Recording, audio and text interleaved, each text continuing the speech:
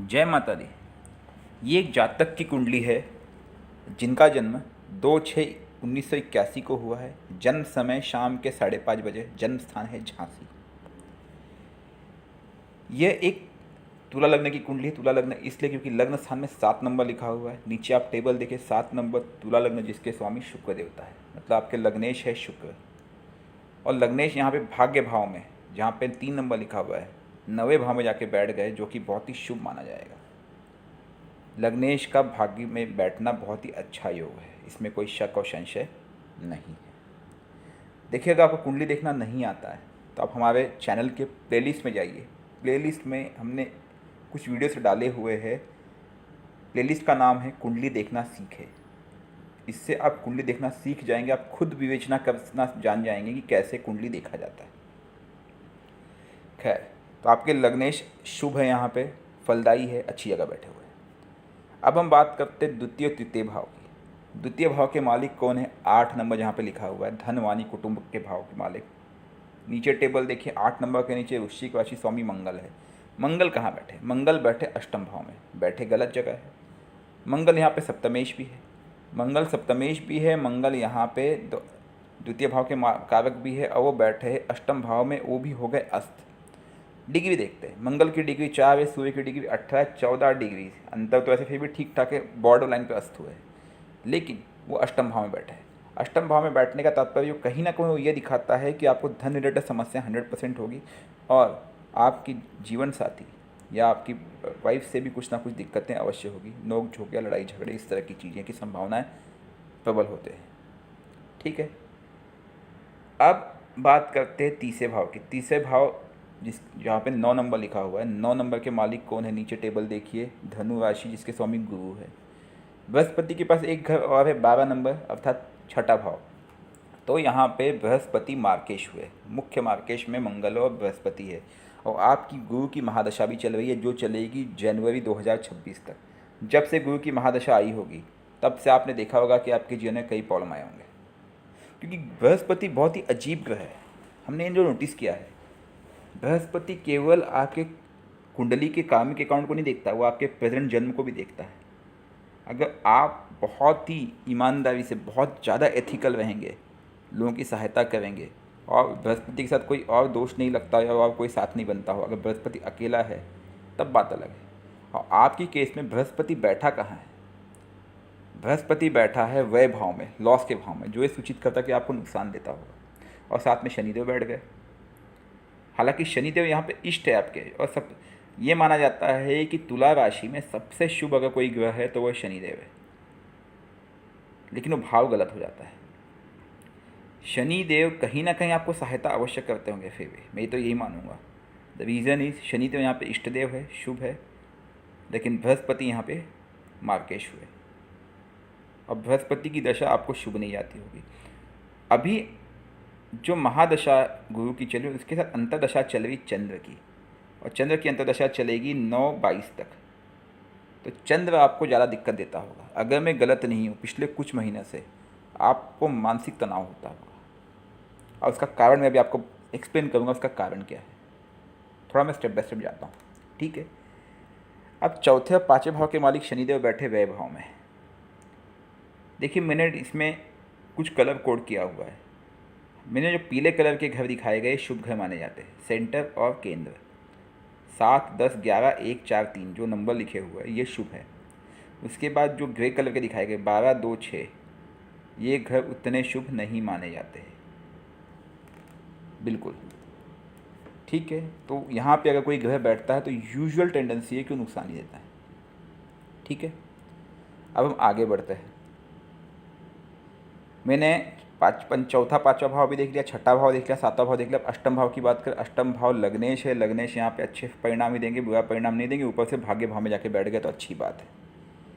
अब हम बात करते हैं 9वें भाव की। 9वें भाव के मालिक बुध देव है, और वो खुद अपने ही घर में बैठ गए हैं, बहुत अच्छी बात है।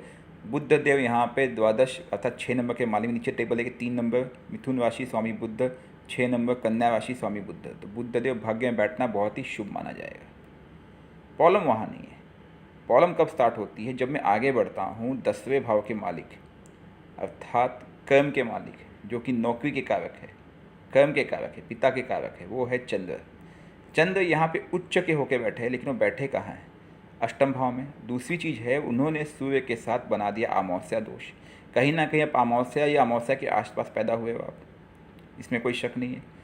और चंद्र हो गए अस्त। सबसे बड़ी प्रॉब्लम यहाँ है, सूर्य 18 डिग्री, चंद्र 18 डिग्री, दोनों की डिग्री में जीवों का अंतर है, अर्थात दोनों एकदम कोइंसाइड हो गए। चंद्र का तेज एकदम शून्य हो चुका है।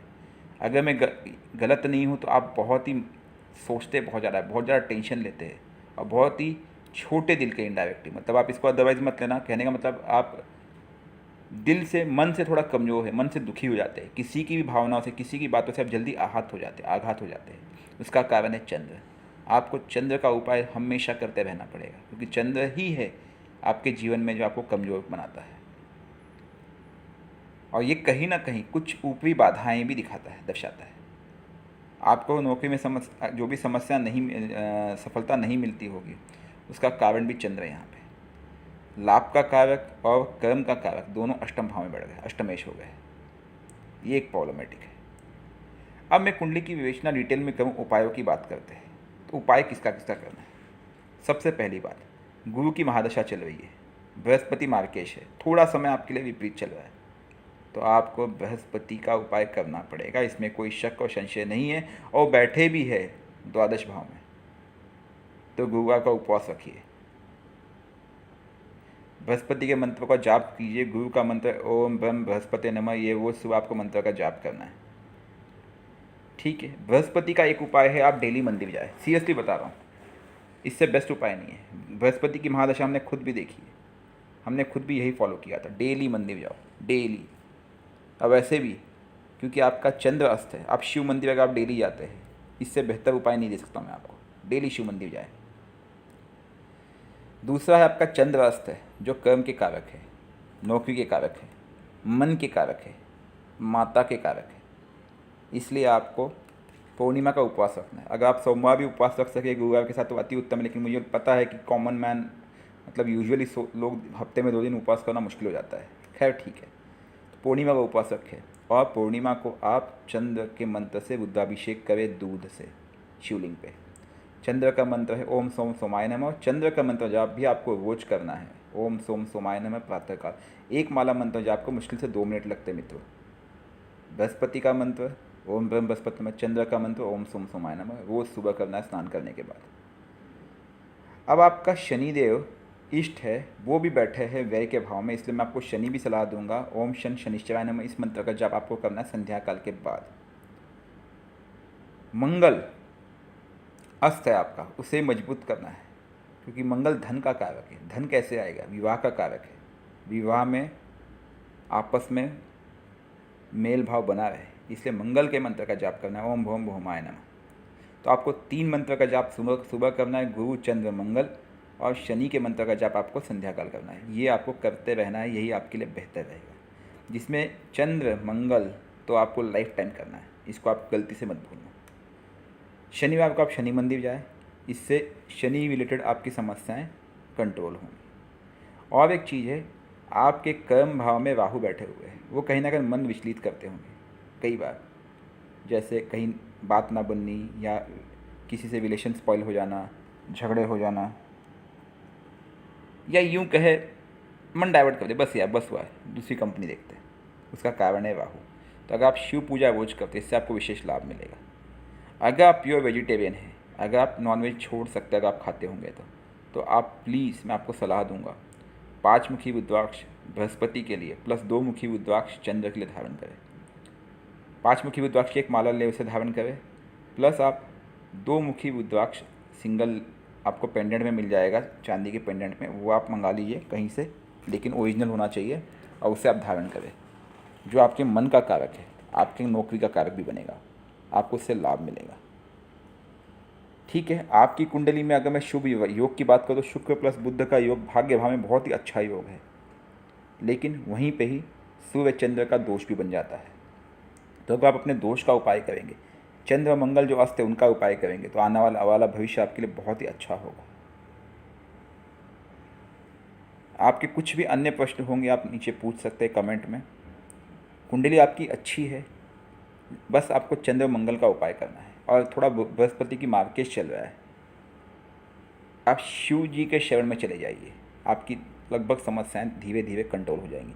समय लगता है, देखिए ज्योतिषीय उपाय जड़ से करता है, समय लगता है, एक दिन का उपाय नहीं है।